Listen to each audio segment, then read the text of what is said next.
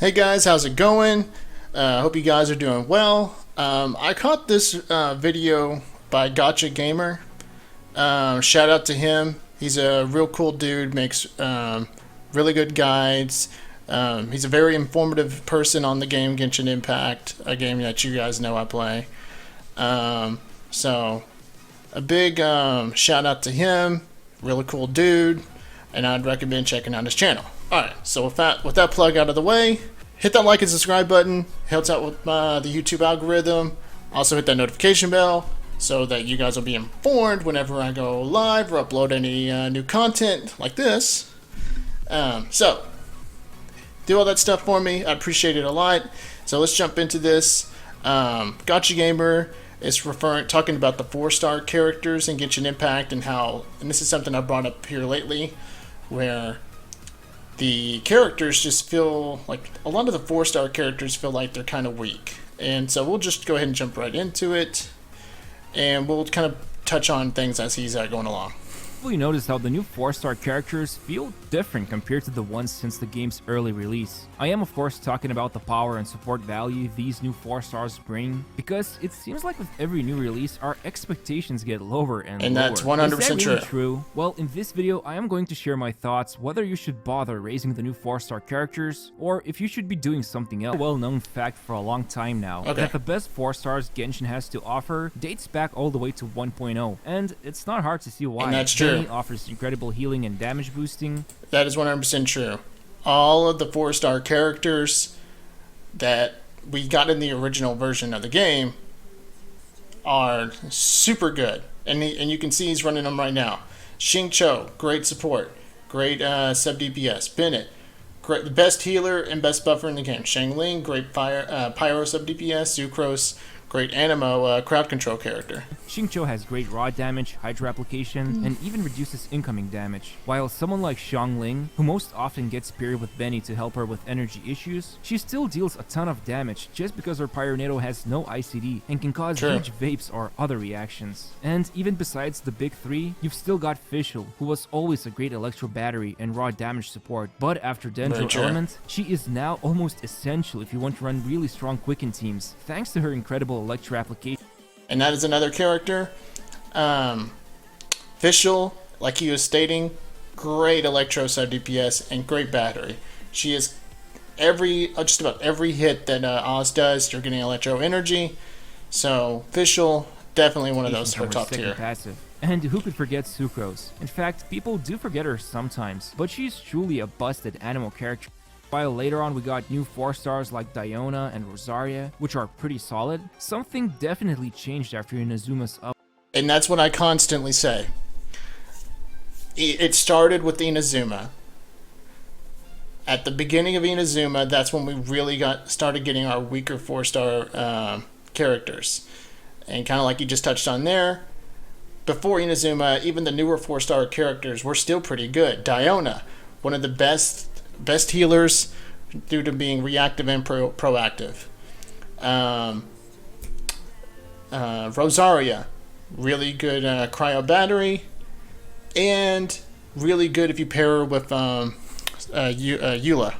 Since she at her C6 she can lower physical resistance. Update. The first major thing I realized myself was that it's hard not to compare every new character, even new 5-stars, to the broken 4-star characters we already had in the game. But I'm not here to talk about the past controversies or things that happened. No, what I want to do is take a look at the new 4-stars Hoivers have been releasing, because I have read so many comments on my videos, people comparing new 4-star units to old units, and asking the same question over and over again. Is it even worth raising the new 4-stars? Well, let's talk about it. Okay, so first of all, I think the word niche has been thrown around for quite a while now, but I believe this definition has really changed after Sumeru updated, and now I would say that the only niche units we have are Goro and Yunjin, with some exceptions. You see? Okay, so what he's going to touch on here is pretty obvious stuff. Goro is really good if you just keep him in a Geo team. In a Geo team with Ito, Zhongli, Albedo, or even Noelle, Goro is so good since he's buffing just about everything with your Geo characters. Especially if you have constellations for him. See, before a 3.0 update, I would have made a list of more characters that are niche, like Cookie and Toma, but the reality is, it's just hard to predict what exact plans Hoyoverse has for their characters. Because before the Sumeru update, Cookie was basically the only Electro healer that you could put into an Electro Charge team, but she wasn't bringing much besides her healing, and few support options like Favonius Particles from the sword and Tenacity buff from the artifact. But now, she is an excellent Hyper Bloom triggerer, so if you build her with full EM, not only can she deal really good damage consistently, but her passive also converts that Elemental Mastery to better healing. Toma, on the other hand, was basically a shielder for Yoimiya or Hu Tao, but even then, he had some problems and it was truly just a niche solution that could be That's worked around true. with quite I a only few used other supports. Toma But when now I he is was running basically Hu Tao. a functioning Virgin damage dealer. Although because we still don't have fast Dendro off-field application, he runs into problems causing burning to enemies, so some units like Xingqiu are needed to put out these fires, but overall, you can actually now build Virgin teams with Toma. Teams like Tomato I showcased few videos ago. So I think right now, Goro and Yunjin are the remaining units for the niche situations. Goro, especially with more constellations, becomes an invaluable support for Ito or Noel, as well as Albedo in Mono Geo teams. While Kind of what he touched on there with Yunjin. Yunjin just, again, she's great at buffing auto attackers or normal attack characters, but I just feel like there are other better team comps I can make around these characters that do auto attacks, to where I still just don't really feel the need to run Yunjin. So, and it's not a case of just hating on the character just because she's not good gameplay wise or feels niche gameplay wise. It's just that, yes, every character I think has great character design, but gameplay wise also matters too. And if the character is not gonna deliver gameplay wise, you're just shooting yourself in the foot when you're trying to do these activities like Spiral Abyss or the more challenging events that Hoyoverse throws at us. While Yunjin can boost normal attack damage for units like Ayato or Yoimiya, so that would be my definition of a niche unit, something they actually excel in and can be utilized by characters who want this specific boost. But what about Sayu? Well, I think for the most part, she was an experimental 4-star that Hoyoverse wanted to see how good it would be to have a character that's focused on world exploration. In my opinion, it was a pretty successful gamble. Alright, so yes, I agree. Sayu is excellent overworld. When you're going around collecting things like the crystal flies or going around trying to get materials, 100%. Sayu is great in overworld. But in the majority of the rest of the game, she is so underwhelming that it's kind of sad.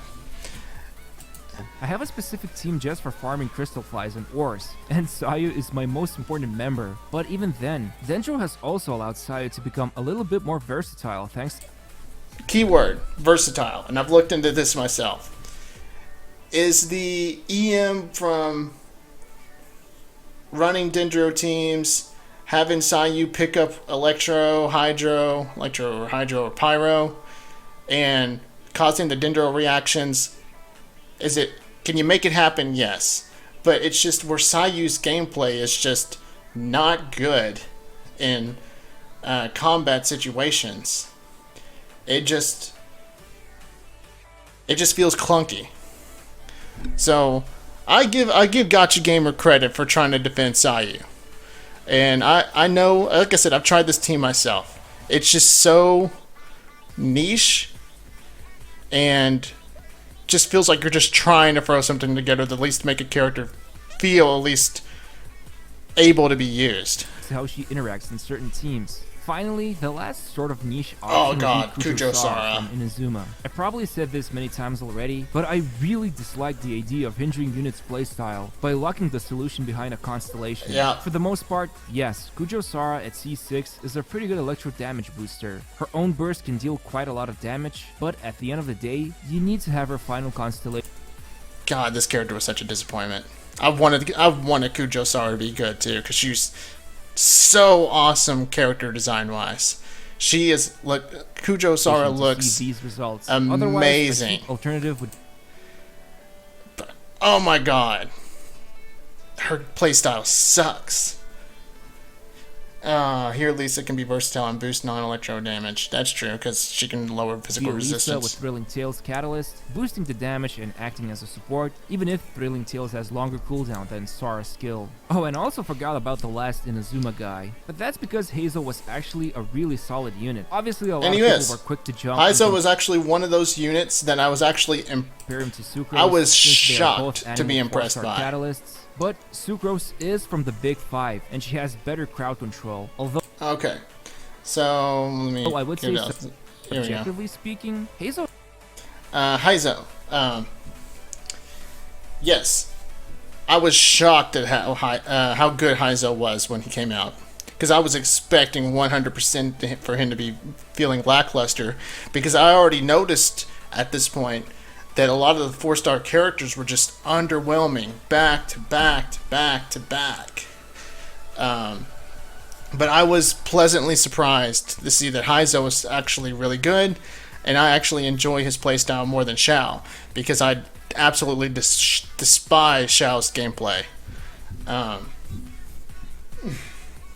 So, Hazel is like one of those few outliers for 4-star since Inazuma that actually turned out to be pleasant and actually good.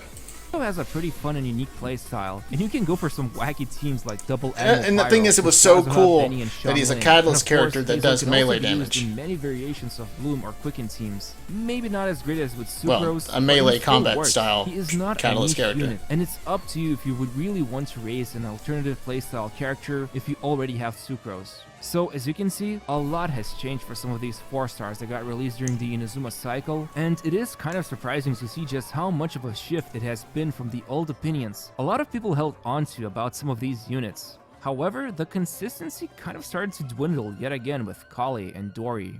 Yep.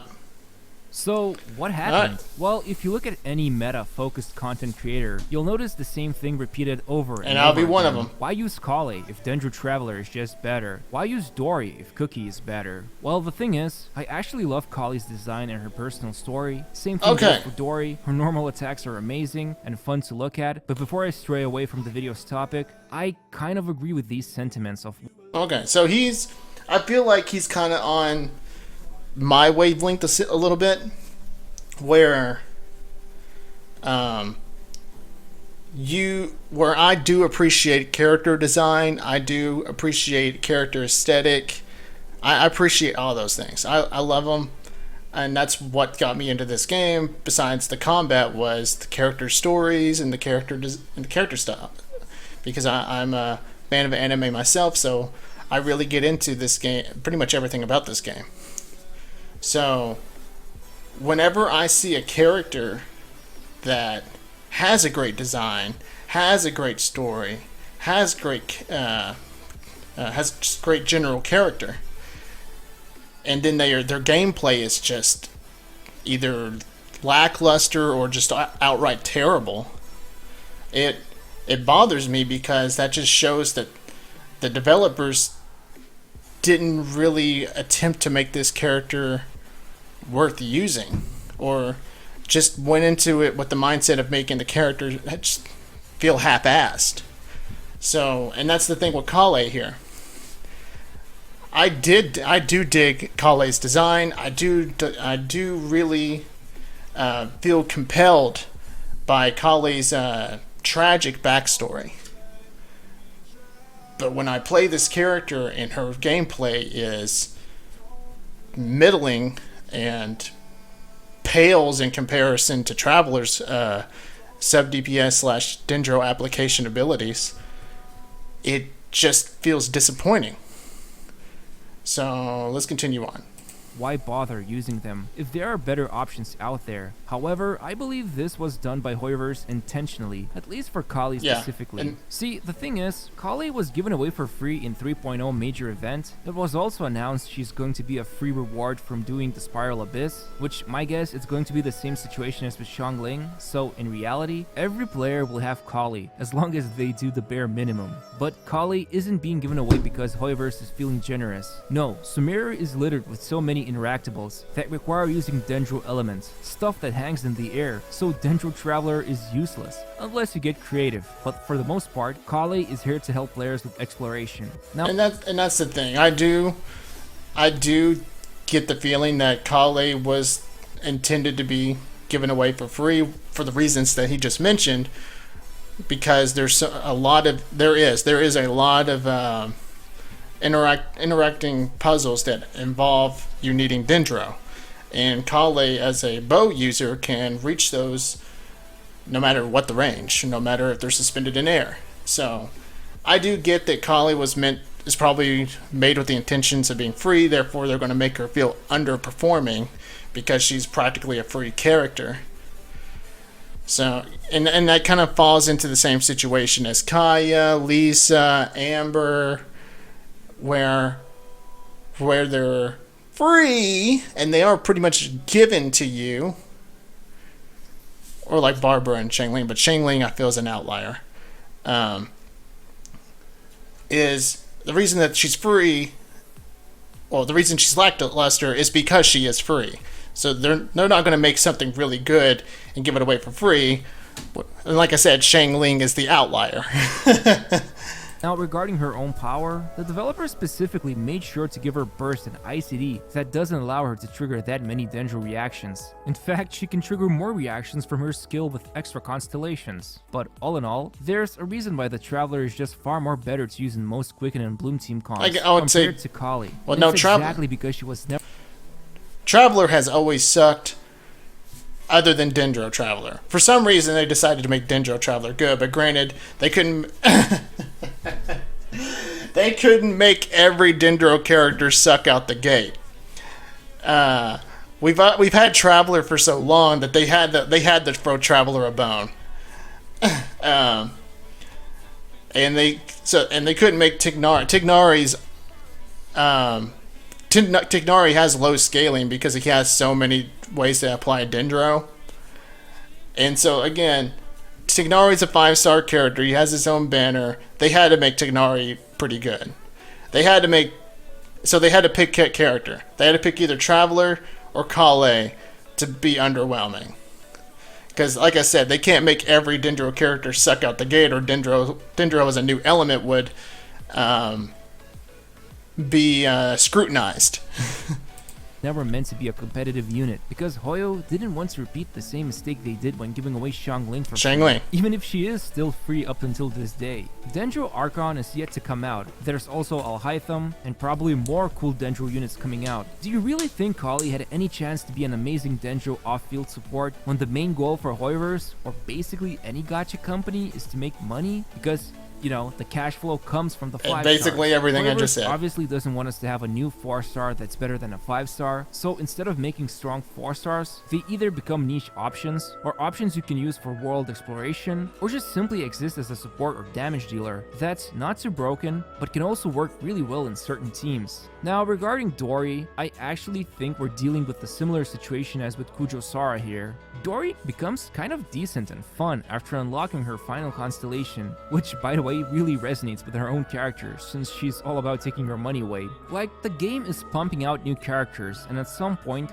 weird stuff will happen, like with Dori, since, you know, she's all about the Mora, so why not make her into a weird character that can kind of heal, can kind of restore energy, but really, she can also be a damage dealer at final constellation. Which brings me to the most important part of the video, the ever-increasing roster of characters. You and I both know that the standard banner pool... And that's true. What he's about to touch on is 100% true. We're getting so many new 4-star weapons and 4-star characters that the roster is increasing, and your likelihood of getting certain characters, like if you were trying to get the original 4-star characters, your probability of getting these 4-star characters is now getting lower because now they're adding. Let's look at this. Well, they're not on this list right now, but you have Xinyan, you have Diona, you have Rosaria, you have Kuki, you have now you'll have Dory, you'll have Goro. The roster is getting bigger, so the probability of getting what you want is now going to get lower. So that is a concern. Pool keeps getting bigger and bigger. There it is. Also, Haizo, Yanfei, Toma. Between featured 4-stars become more and more spread out. So basically, the pool of 4-star characters is getting diluted. Now, I asked my community how long have they been playing Genshin. Surprisingly, a lot of you watching are day 1 players, but Genshin is a game that still keeps growing and averages millions of daily active users every day. So new people are constantly jumping into the game, and with a diluted pool of 4-stars that are mixed together with godlike characters such as Benny and Xingqiu, what are they supposed to do? Just wait until they show up as a featured 4-star, or until Stardust Shop has them available? I honestly don't know the answer to this question. It's especially challenging for me when I'm making a video about a new 4-star character, and I want to make sure everyone feels inclusive when I review a unit. So just because supposedly Cookie is better than Dory, does that mean nobody should pull for the scammy merchant and just wait until Cookie or other broken 4-star from 1.0 is acquired? I really think the first most important question you need to ask yourself is, do you actually care about the meta? Or at least Alright.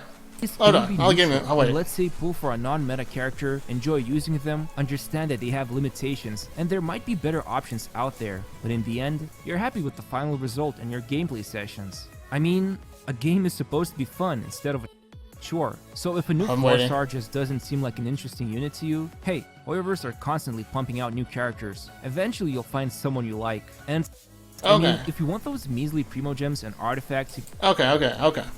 So, about on this point, this is where my opinion, I get his opinion, but this is where I kind of differ. So, he asked the question, you got to ask yourself when you're a newer player, do you care about the meta? Does the meta matter to you?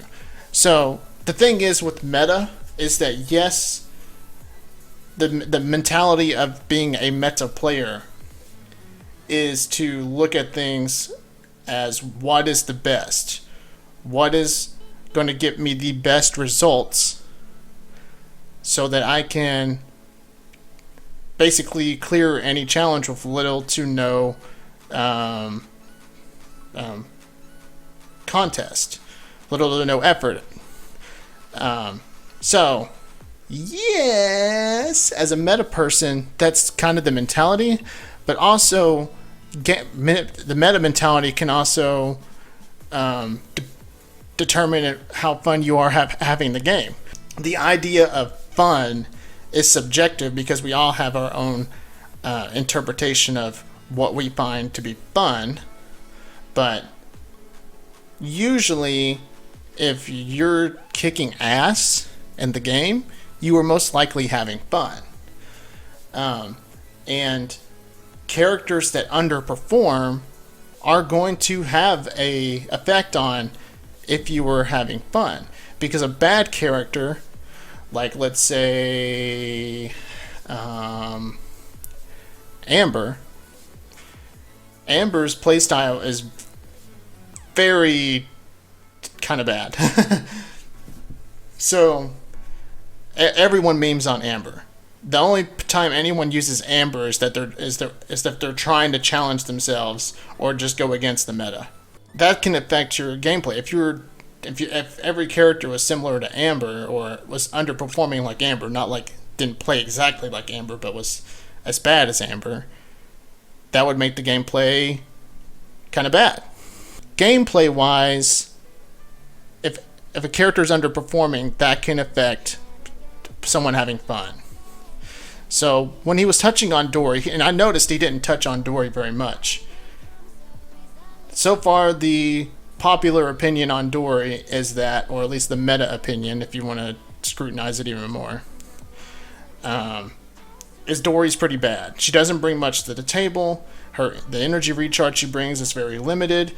The healing she does is good, but her electro application is also very limited. And let's be real, her C6 just adds healing on normal attacks. It's not that fantastic. Kuki, when she came out, was already a kind of mixed. Her healing was alright, her electro application was actually really good, but her ult was terrible. Her ult still kind of is bad. It's just that her skill is actually really good. You just gotta manage her health. So I wouldn't even say Kuki is a great character. It's just that when you compare Dory to Kuki, Kuki is 10 times better. So let me continue on. Every 2 weeks from finishing Abyss, you can build a lot of different meta teams these days. So even with units like Cookie, this is easily achievable. And I personally believe this Sumeru update has opened up a lot of options that were unavailable before. So now, a lot of 4-stars from Inazuma are pretty awesome, while units like Kali and Dory have... So that's very true. Let me read this part. Keep in mind, Kali works fine for some Dendro teams when they are invested in enough. And that's alright, and that is a tricky statement to make, is because you can actually make any character at least decent if you invest enough into them. You can make Chi-Chi, the worst 5-star in the game, really good if you just overinvest into Chi-Chi. Yes, some 4-star characters became better with the addition of Dendro. Toma has some doors open for him with Virgin teams. Kuki actually got better now that she can work with Hyper Bloom and even Quicken.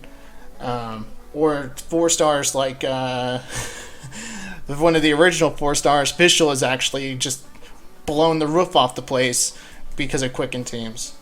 So the thing is that some people are not going to care about the meta. That's 100% true. I feel I get those people because there's some characters that I love the character design that I end up wishing for them. I loved Kuki Shinobu. Did she underwhelm me a little bit? She did, because her ult sucks. I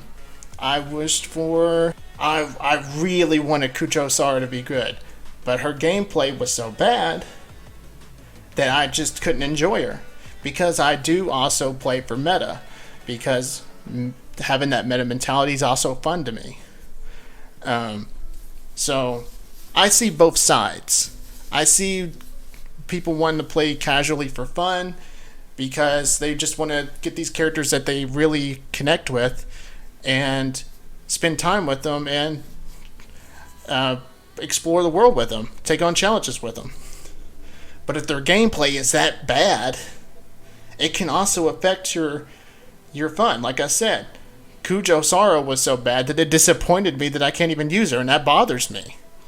It bothers me that Kujo Sara is so bad that I can't enjoy her. Another example, Yamika.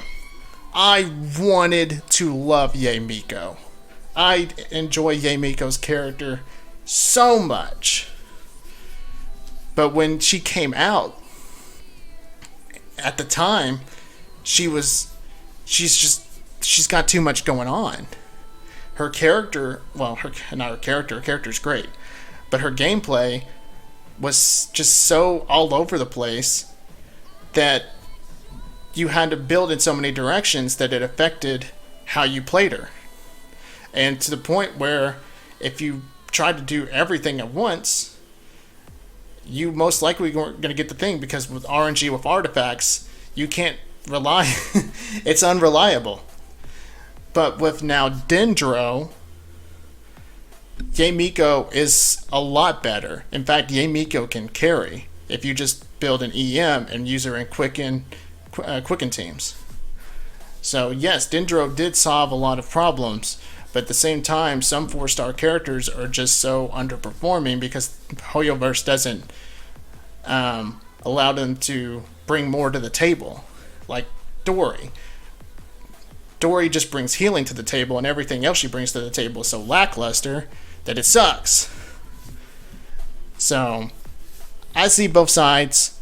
I am a person that also tries to get invested in characters because of how cool they are. But if their gameplay sucks, that then it can affect your fun.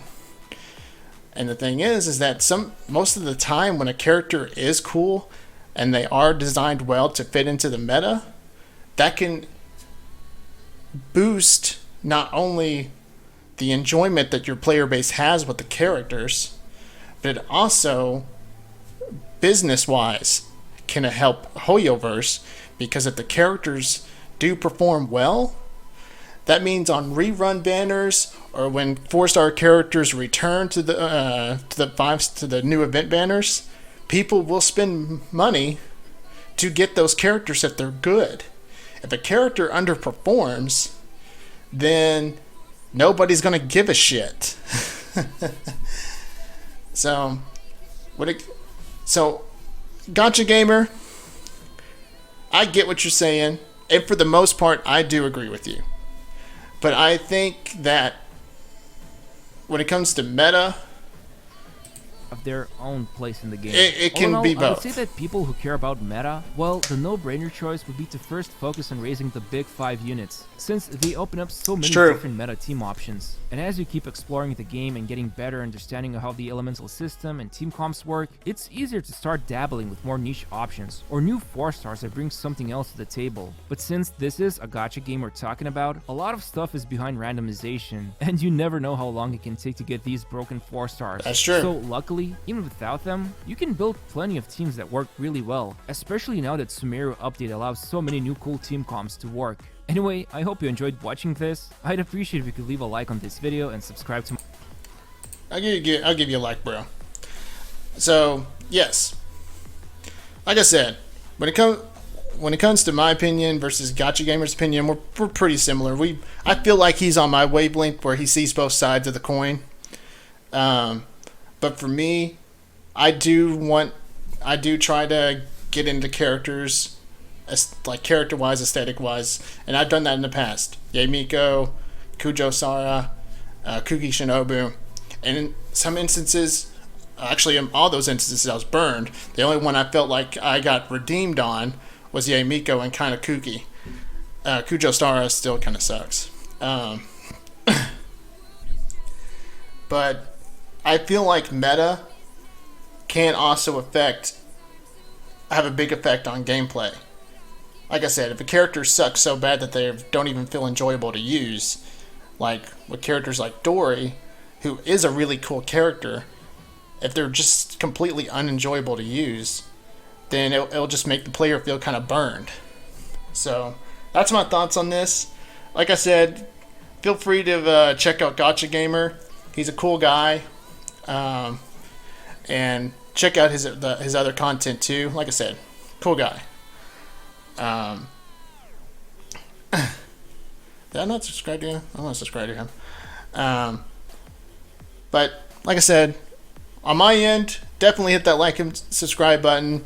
Hit that notification bell so you'll be informed whenever I go live or upload any new content. And I will catch you guys later.